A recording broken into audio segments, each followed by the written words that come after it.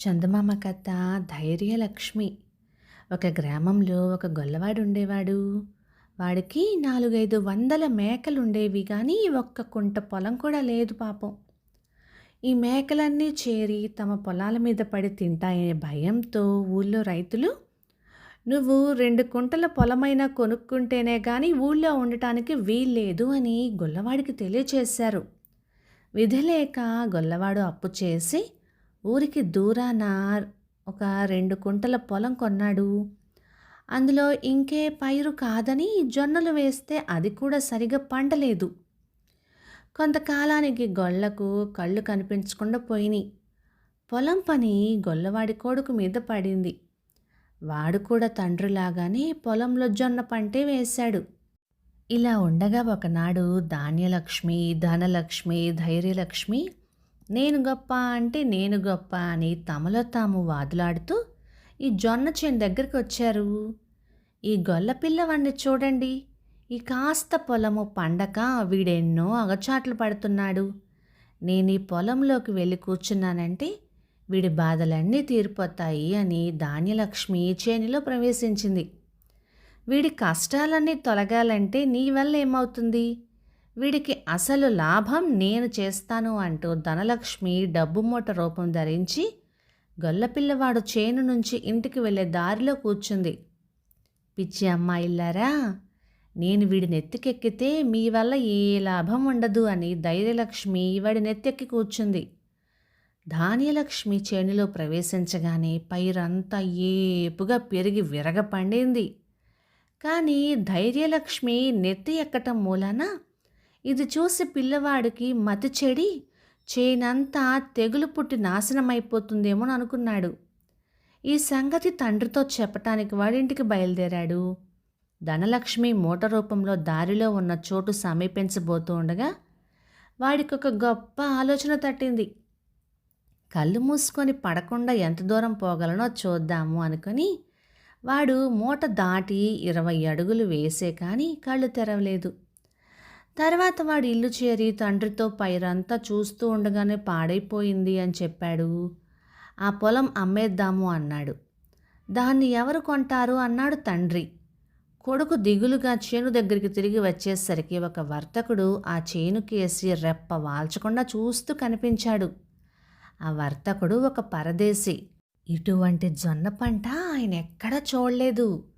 గొల్లవాడు మంచం ఎక్కబోతూ ఉండగా వర్తకుడు, అబ్బాయి, ఈ చేను మీదేనా అని అడిగాడు. అవును అన్నాడు కుర్రవాడు. చేను అమ్ముతారా అని అడిగాడు వర్తకుడు. అతను మంచి ధర ఇవ్వటం వల్ల వర్తకుడు ఒప్పుకున్నాడు. ఎట్లాగైనా తన అత్యధికతను నిరూపించుకుందామని ధనలక్ష్మి గొల్ల కుర్రవాడికి సహాయపడసాగింది. ఆమె వర్తకుడికి మరో ఆలోచన కూడా కలిగించింది. దాని ప్రేరణ వల్ల వర్తకుడు, అబ్బాయి, నీకిప్పుడు పొలం లేదు కనుక నెలకి 30 రూపాయలకి నా దగ్గర నౌకరీగా ఉండు, నేను చెప్పినట్లలా చెయ్యి అన్నాడు. కుర్రవాడు కూడా సరే అన్నాడు. వర్తకుడు తన బళ్ళ మీది సరుకులన్నీ అవతల పారేసి వాటి మీద జొన్న మొక్కల కంకులతో సహా కట్టించి వేయించాడు. కుర్రవాణ్ణి వెంట తీసుకుని బయలుదేరాడు. పోగా పోగా ఒక పట్టణం వచ్చింది. వర్తకుడు ఆ పట్టణంలోని రాజుగారి దగ్గరికి పోయి, ఈ జొన్న పంట చూశారా? ఇటువంటిది ప్రపంచంలో ఎక్కడా ఉండదు. వీటిని మీ రాజ్యంలో పండించారంటే ఇక తిండికి కొరతే ఉండదు. అంబారీతో సహా ఒక ఏనుగునిచ్చారంటే ఒక బండి మొక్కలిస్తాను అన్నాడు. రాజు అంగీకరించాడు. మరొక బండెడు వర్తకులకు అమ్మేసి వర్తకుడు గొల్లపిల్లవాడికి జరీతో నేసిన బట్టలు కట్టబెట్టాడు. వాణ్ణి ఏనుగు మీద ఎక్కించి కొన్ని రోజుల అనంతరం మరొక పెద్ద పట్టణం చేరుకున్నాడు. దారి పొడుగునా వర్తకుడు కనిపించిన వారితోనల్లా ఏనుగు మీద ఉన్నది బంగారు మహారాజని, తాను ఆయన మంత్రినని చెబుతూ రావటం వల్ల ఈ పట్నంలోని మహారాజు గొల్ల కుర్రవాడికి ఘనంగా మేళ తాళాలతో స్వాగతం ఇచ్చి అద్దాల మేడలో విడిది ఏర్పాటు చేయించాడు. భోజనాలు చేసి వర్తకుడు గొల్లపిల్లవాడు దర్బార్కి వెళ్ళారు. అక్కడ వర్తకుడు ఆ మొక్కజొన్న మొక్కల గురించి అందరికీ ఇలా చెప్పాడు. మా బంగారు మహారాజు గారి రాజ్యంలో ఎంత పనికి మాలిన బీడు భూమిలో అయినా సరే ఇలాంటి పంటే పండుతుంది. అందుకనే శ్రీవారి రాజ్యంలో ఎక్కడ చూసినా బంగారమే కనపడుతుంది. రాజుకి రాణికి ఒక ఆలోచన వచ్చింది. ఈ మంత్రి గారిని మంచి చేసుకుంటే బంగారు మహారాజు తమ కుమార్తెను చేసుకుంటాడేమో అని అనుకున్నారు. వర్తకుని పిలిపించి అడిగితే శ్రీవారితో చెప్పి చూస్తాను అన్నాడు. విడిదిలో వర్తకుడి విషయం ఎత్తగానే గొల్లపిల్లవాడు అదిరిపడి, బాబోయ్, రాచకన్నెలు గడుసు వాళ్ళు, నేను వేగలేను, నాకొద్దు నాకొద్దు అన్నాడు. వెధవా, నా కింద కొలువులో ఉన్నావు నువ్వు, నేను చెప్పినట్లుగా చెయ్యకపోతే మక్కిలిరగదంతాను అని మండిపడి వర్తకుడు రాజుగారింటికి వెళ్ళి పెళ్లికి ముహూర్తం పెట్టించాడు. అయితే పెళ్ళి తమ దేశాచారం ప్రకారం జరగాలి అన్నాడు. అందుకు రాజు ఒప్పుకున్నాడు.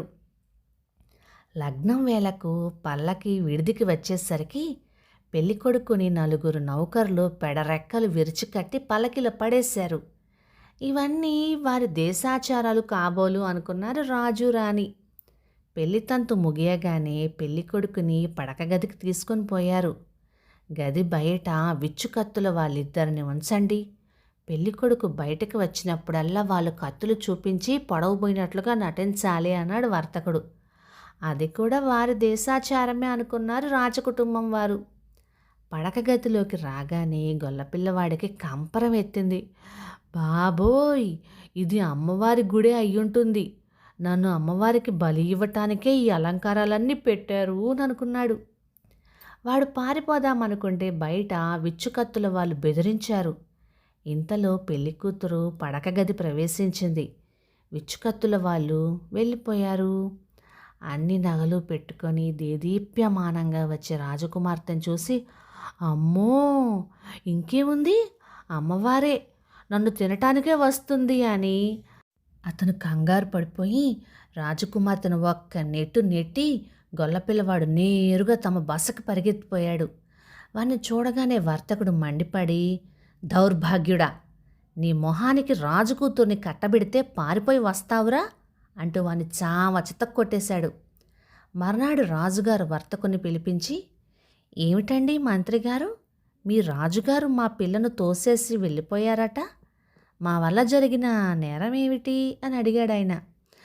నేరం కాదండి, రాత్రి ఏనుగు తొండమంత ధారతో వర్షం పడిందిట, ఇటువంటి వేళ పునఃసంధానమా అని మా రాజుగారు ఆగ్రహపడ్డాడు అని అన్నాడు వర్తకుడు.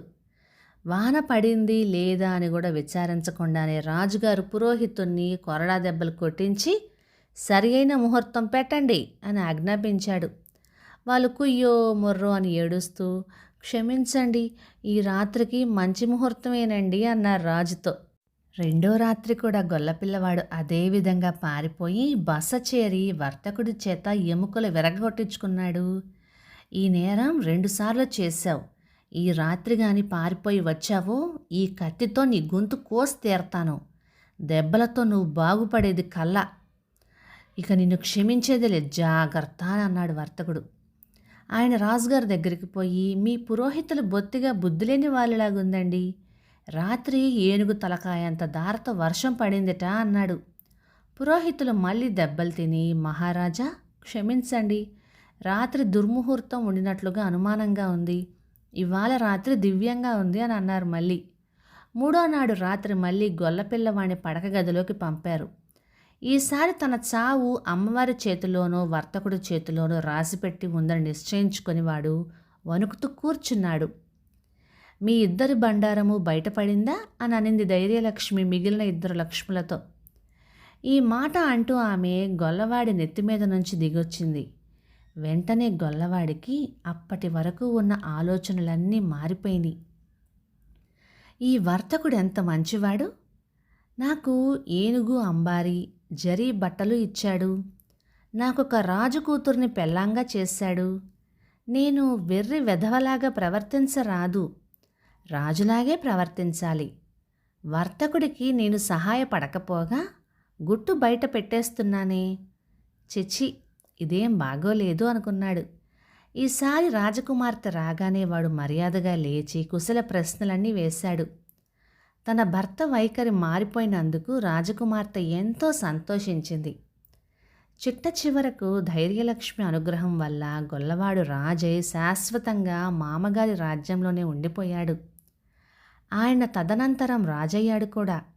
వర్తకుడు మంత్రి అయ్యి తన రాజుని భక్తి శ్రద్ధలతో సేవించాడు. ఆనాటి నుంచి ధైర్యలక్ష్మి దారి తీస్తేనే గాని ధాన్యలక్ష్మి ధనలక్ష్మి ఎక్కడికి వెళ్ళేవారు కాదు.